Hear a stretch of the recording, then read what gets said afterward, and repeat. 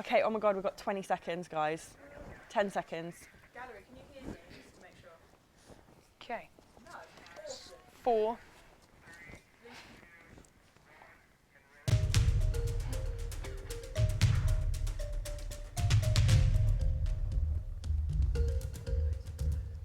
I can't. It's on silent.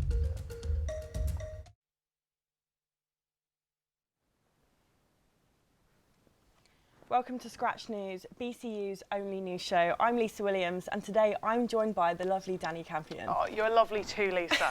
Now, we have a bunch of exciting things coming up on today's show, and we have a new show being broadcast throughout the day. Yeah, we're back multiple times, so keep your eyes peeled for that.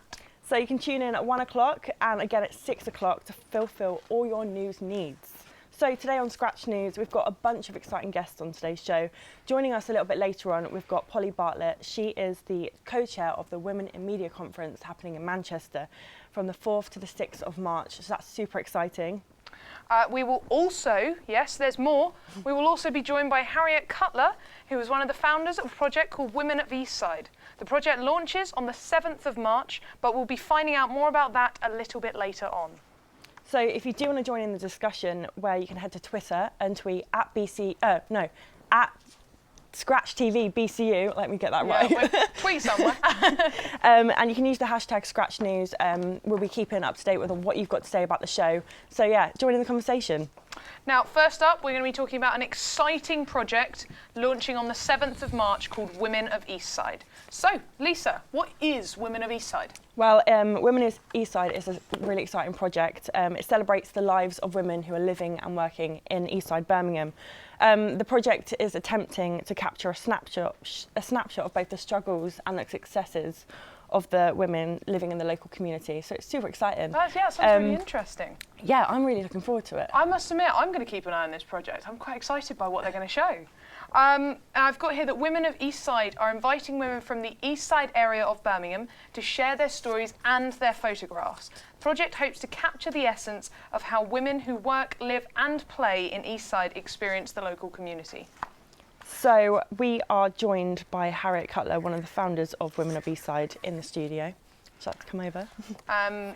She's collecting photos and stories which will be shared on their website, so don't forget once we finish talking to Harriet to look at www.womenov.co.uk. So why did you start Women of Eastside? Why is it so important?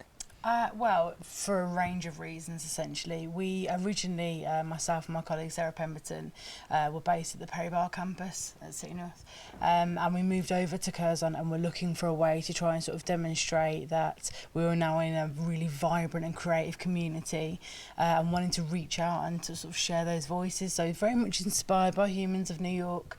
Fabulous project. So very much sort of inspired by that, but then also appreciating that the gender conversation is a conversation which needs to happen, and it needs to happen on campus. So that's kind of where it all originated from. Well, that's kind of what today's show's theme's about. It's all about empowering women, I think. Empowering women, making sure that actually showing what women can do. I think that's what we're going. So when is the project, let me start again. When is the project actually being officially launched? So it launches next Monday. We have an exhibition in the atrium at Curzon, so just across the road. And so we're showcasing some of the stories that we've captured so far. We've only been going for a really short period of time, so it's not sort of like, a wealth of images. But we have sort of just a lot of the stories that we've captured so far on display. We've been working with my brother, who's a graphic designer, and he's been sort of capturing and illustrating the quotes and doing all of the sort of technical, artistic side to it all. Making it look good. Yeah, making it look really good. So, and then we've just, got lots of information about the project, about how it's developed, how we've got here. And then as part of our online presence, we also do a journal, so sort of documenting how the project develops, when it does. So lots of information, that sort of thing. So the images will all be on display in the atrium building as of next Monday, and it runs for a week. Oh gosh. Well, I'm definitely going to have a look then. Yeah, definitely. So why is it so important to tell stories from a woman's perspective? Oh, for so many reasons. I don't want to take all of your time away from you this morning.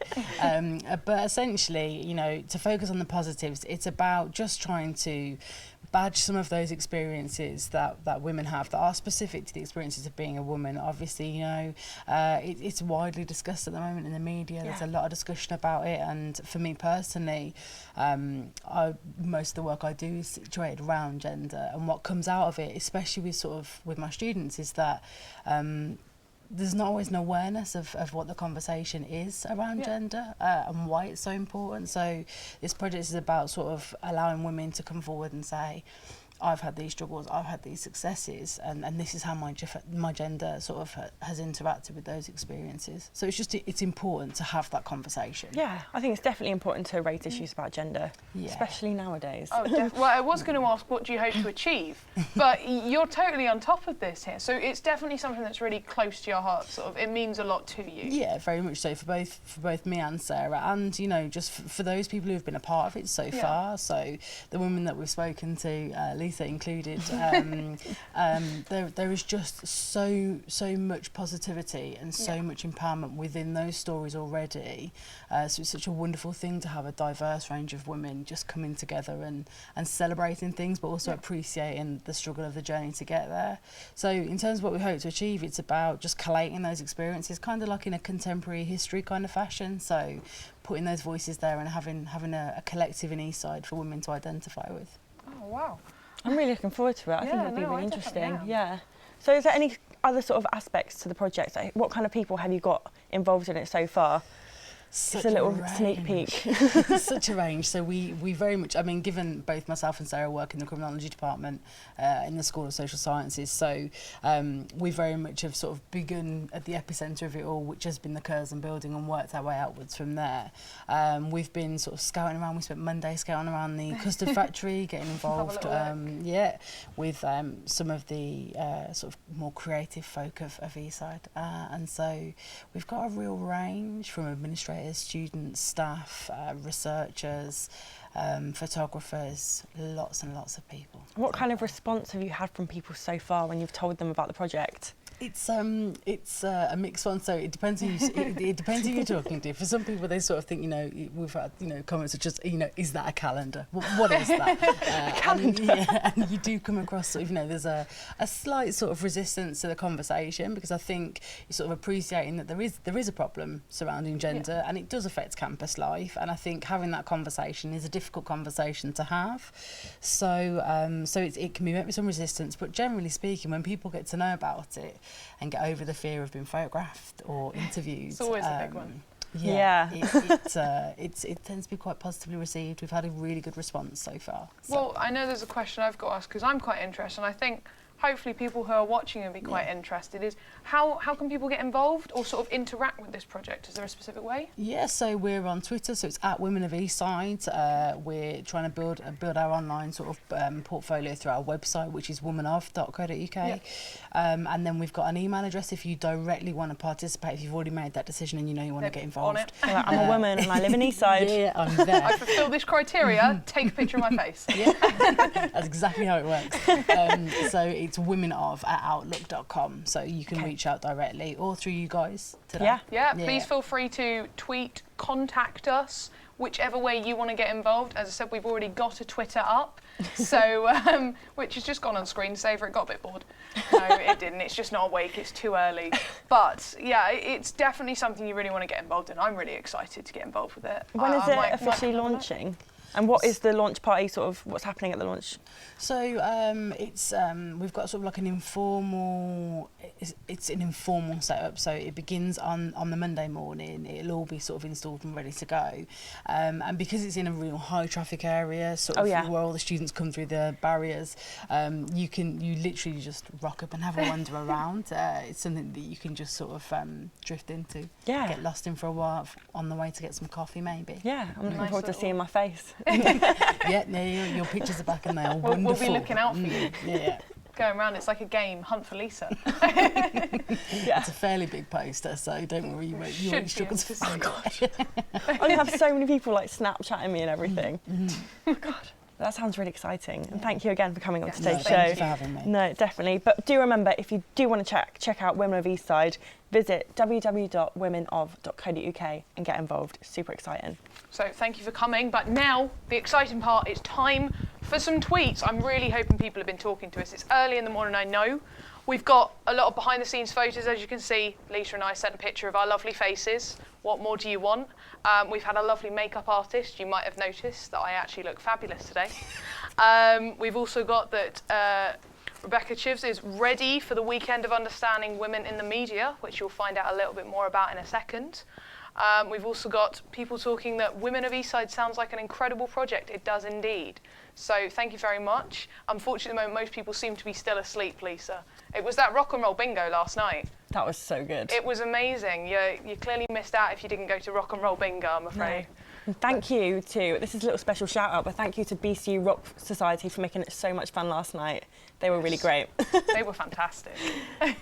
So we have another discussion now. On the weekend before International Women's Day, Manchester Media Group, the official student media group of the University of Manchester, have organised a Women in Media conference. They have brought in female industry professionals for a student-run conference to empower young journalists, writers, filmmakers, photographers and other media fanatics. So we've got Polly Bartlett in the studio with us today. She is co-chair of the Women in Media conference. So how are you? Yeah, I'm really good, thank you. I'm very excited to be in Birmingham today. Yeah, because you've come all the way from Manchester this morning, haven't you? Yeah, it's been a long day already. I was going to say, I was complaining at having to wake up this morning, but I didn't have to come from Manchester. I've already had my lunch, so there we go. Well, thank you very much for coming down. So can you tell us a little bit more about the Women in Media conference? So what made you want to organise the event? Yeah, so well, I've been involved in student media for my 3 years at uni now, and I'd always kind of noticed how dominated it was by men. I mean, we all share an office at my university, so the radio, the TV station and the newspaper. And it was literally about 90% male in the office, so we were like, we need to do something about this. And then our Students' Union works a lot with groups from within the community, so like primary school students and things like that. And then one girl said to us that she wasn't interested in student media because she didn't know enough she didn't have enough female media role models to go into it. And then we did a workshop at a primary school outside of our Students' Union. And one of the girls came up to us and she said, I really want to be a journalist, but my dad said it's only for men. And so we were like, no. We were like, it's not just for men, anyone can do it. You're so and wrong. So we thought, you know, how better to celebrate women than with a conference in Manchester, in Media City. So yeah. That's what super we're doing. important to Yeah. recognise women in the media. Personally, like, when you think of like people who are famous in the media, I instantly think of like a bunch of men. Yeah, Like, no, it's straight away. Not though. like they're all talented and amazing, like. Well, and but- to be fair, you wouldn't want it to be the other way around. It can't be all women, but at the same time, Exactly. we need to recognise both and transgender, all of the different type of people there are, because we want to represent everyone. Yeah. Definitely. But how important is it to recognise successful women in the media? I think it's so important not only to encourage people to go into the world of media. I mean, it's an amazing world. We all love it ourselves. But I think also just to highlight how hardworking they are and the stories of these amazing women. I mean, we've got Louise Court, who's head of publications at Hearst magazine. So that's like Cosmopolitan magazine, Men's Health magazine, all of our favourite magazines. So Yeah. that's really exciting. Helen Pidd, who's Northern editor of The Guardian. Rebecca Meehan. So loads of amazing women. And we just want to kind of share their stories and celebrate what they've done to kind of get to where they are. Kind of prove today. they are there. Yeah, just prove, Show that especially to they've like done the it. young primary school students that we were working with, just show that Yeah. there are some amazing women and that they can be just Yeah. like that. That's Yeah. the plan. Give them something to like empower themselves and something to Yeah. sort of role models aspire to, basically. yeah, Yeah. definitely. Something it's not so they can see that, like we said, we first think of men, so maybe they might actually go, no, my first thought is this woman who spoke to me, Exactly. and that will be amazing. So, why do you think there's so few women recognised in the media industry? I think it's quite simple. I think it's because there's so few women in higher up positions at the moment, and I think if there were more women in these positions, they would definitely highlight the work of those below them and kind of help them out. And I think by us like trying to kind of highlight the few women that are at the top, we'll be able to inspire a few more people to try and get there as well. So Fingers crossed. yeah, hopefully. So can you give us a little sneak peek of who's going to be at the conference?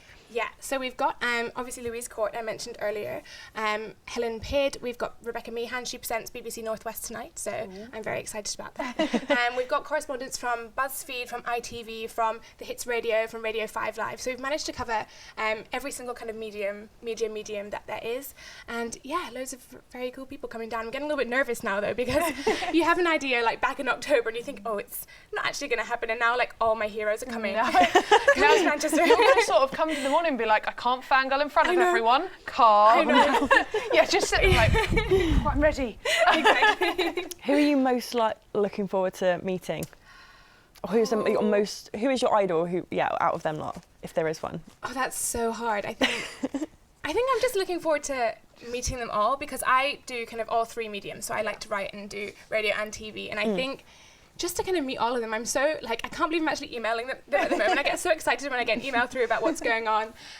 So yeah, I don't think I can pick just one. I'm excited for one panel in particular though, because on Sunday we're having like a day of panels, and there's one that's called Feminism in the Fashion Industry. Okay. And it's actually got someone coming from Hawaii to take part. Yeah, Stacey Buchanan from Grazia magazine is coming, and I'm particularly excited, I think, for that panel. Yeah. Well, obviously, you've been telling us all these amazing people coming, but how can we get tickets? Come on. Okay, so if you just kind of find us on Twitter or find us on Facebook or go on our website, which is www.womeninmediacon.com, you can find all the link to tickets. I definitely recommend buying in advance, just because we're kind of running low at the moment, which is amazing. But yeah, definitely recommend buying in advance. And you don't have to come for the whole weekend. You can choose just one of the days, or yeah, you're more than welcome to come.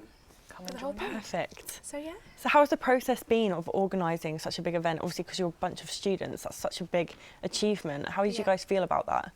Well, when we had the idea first back in October, we didn't really expect it to get as big as it has got. Yeah. So we're actually really lucky to be having been helped by the Huffington Post and The Independent sponsoring us. So in October, we kind of thought, oh, we'll just do a conference that's just for students in Manchester with a few kind of local industry women. And suddenly, Stirling Uni were emailing us and Bath Uni were emailing us, and we were like, okay, maybe we're going to go national. So it kind of went from this really small idea into this massive kind of thing that's kind of been a bit all-consuming. And it's been a little bit stressful because obviously media is quite you don't really plan that much in the media industry, so a few women have had to pull out and we're kind of having to find replacements and stuff, so it's been quite stressful, but also like definitely my favourite thing I've done at uni so far. Definitely. Yeah, the reaction to it's been really amazing. How have you managed to balance that with third year work? 'Cause you're in your last year, aren't you? Yeah. I think my dissertation supervisor should maybe answer that question. He's not very happy with me at the moment, I think it's safe to say. But come Monday, I think I'm just going to have to get my head down and really work on my degree, because I've kind of sacrificed that for the past few weeks for the conference. But I think it's been worth it. I think it'll be worth it, definitely. And you guys will be super proud of yourselves after. But it's so amazing though to think, obviously you said you're running low on tickets there, so obviously this conference clearly filled a niche. People want to go and go to a conference like this, so maybe women in media is something that really does need to have attention brought to it. Exactly. I was so surprised when we were setting up the website and the Twitter and that there was no Women in Media conference, like the URL had never been taken before. And I was like, how come we're the first people in the world to need the womeninmediaconference.com? Like, I was so surprised. So there's definitely a kind of hole in the market for women in media. I don't think... Not think... anymore. Yeah. You filled it. We have. Honestly, don't think I've seen anything sort of along those lines before. Yeah. I think it's really good. Yeah, it was definitely. really exciting when I saw the invite. It was like, actually, unfortunately, dissertation is kind of taking time. But it's really interesting to see like women in the media being recognised. Yeah, that's definitely. It never really happens. Although I did go to a really good meeting with Annie Mac the other week. And they were like celebrating how she just sort of worked really hard and got places. And I was like, how do people not know about these kind of stories? Like they need to be got out there. Like I've read Chris Morris' story. I've read like many guys, but it's just. Yeah. Annie actually sent us a really nice email because she heard about it, and she couldn't make it because she's playing a gig. She's busy being queen of of all the industries. But she sent us such a nice email about the conference that made me even more excited, I think. So you're getting emails of Annie Mac, gosh. I don't know what is happening at the moment. It sounds super great, and I'm really excited, and good luck to you as well. Thank you so much for having me today. Oh, it was amazing. Thank you for coming from Manchester. All the way from Manchester. So remember, you can find out more about the conference. Just visit www.womeninmediacon.co.uk. It'll be super great. Tickets are available online. How much are tickets? They are £3 a day or £11 for a whole weekend. So super affordable as well. And all proceeds go to charity. So it just gets better. Well, I'm going to go back over to our social media wall to have a little look at some more tweets, but thank you very much for joining us, and I hope the conference goes well. Thank you. So we've got a couple more people who are awake now. We're getting there. Come on, guys. I know we're students, but we can wake up early. We've got got some people looking great today. They're saying we look great, Lisa. What more can we ask for, eh? Thanks, guys. And obviously they're saying we've got some beautiful guests as well, which we have. So thank you very much, both of those two. They've been really interesting today, actually. Unfortunately, we've still not got many people up. But we've got a few more shows today, Lisa, haven't we? 1 o'clock and 6 o'clock. Yes. So we've got to make sure you join us for that. We've got some more guests later on as well, haven't we? Yeah, so 1 o'clock is going to be really exciting. So this show's been themed about women and how important it is to sort of highlight the success of women in Eastside and just in the media in general. At 1 o'clock, join us. We'll be having discussions with some students about student accommodation. So we've got lots to say about that. We've got Sandro, he's the editor of Birmingham by Numbers, which is a website just about data journalism, and we've got some research saying that Birmingham is one of the most expensive places to be a student. So we'll be sort of questioning whether that is actually true. Yeah, how true it is. Do you think it's super expensive? I've come from down south, so it was quite expensive there. One of the key differences I did notice was that alcohol is so much cheaper up here, but yet there's so many other things. As well. But yet there's so many other things that are so much more expensive in Birmingham. Yeah. So yeah, I think it swings and roundabouts. I think there's a little bit of both going on. Well, I'm really looking forward to that discussion. We'll be able to figure out It'll be a really interesting discussion later. Also, we'll be talking to a few students who live in Selly Oak because there has been a few muggings and a lot of crime that's happened around there recently. But we'll be asking the question, do students need more police presence, or do you reckon that students need to be educated a little bit more about how to be more streetwise? Yeah. I think that would be interesting. That's good. And obviously we're going to be talking about the elections, yes, which are going on now. So we'll be having a little talk about that. I think that's in the 6 o'clock show, isn't it? Yeah, we've got Siobhan Bowerter coming in. She'll be giving us a little political roundup from Scratch Politics, which is really exciting because politics is really important. So make sure you watch that. If you don't know anything about politics, we'll be talking to you on your level in a way that you can understand it. So it'll be really interesting to hear from her. I'm really excited. Yeah. Also, talking about elections, there's been a lot of buzz around campus recently. I don't know if you've noticed. I have noticed a little bit. Have you got the notifications like every 5 minutes? Have I got the notifications? What a silly question. But all the candidates are doing an amazing job, Yes. and if you haven't heard about any of it, you can just Facebook basically. Yep, just have a Um, little look on yeah. social media. Make sure you read the manifestos because it's so important. This is actually your uni, so it's definitely worth having a little look. Yeah, and the things that they do really do help. And we've also got, I believe they're coming on in question time later. There's so much in this 12-hour stream, seriously. So in the question time later, you'll be able to find out a little bit more. Obviously, there's always go online, have a look at some of the sites we've been saying earlier, and have a little look at all the candidates. Yeah. Make sure you get a good view of everyone. Did you see the elections last year and how exciting it was? I did, and it actually really got me excited for the elections. Actually having people kept coming around and talking to me. I felt really important for a week. It was great. They were all coming around so what do you think? I don't know. I wasn't ready for this, but thank you for asking. But it's super important to vote and actually take notice of what they're talking about because they do make a difference to your life at uni. I remember last year I got free tea and coffee all week because I just voted. That's what you've got to do, is just vote. Free Takes like 5 minutes. caffeine. What more do you want? Coffee is so expensive as well. Maybe that's what they should campaign for. Free coffee. Free coffee. Maybe tea, because I'm sorry, I don't really do coffee. But we also have our last show is at 6 o'clock. It seems so far away, but you're so near at the same time. I know.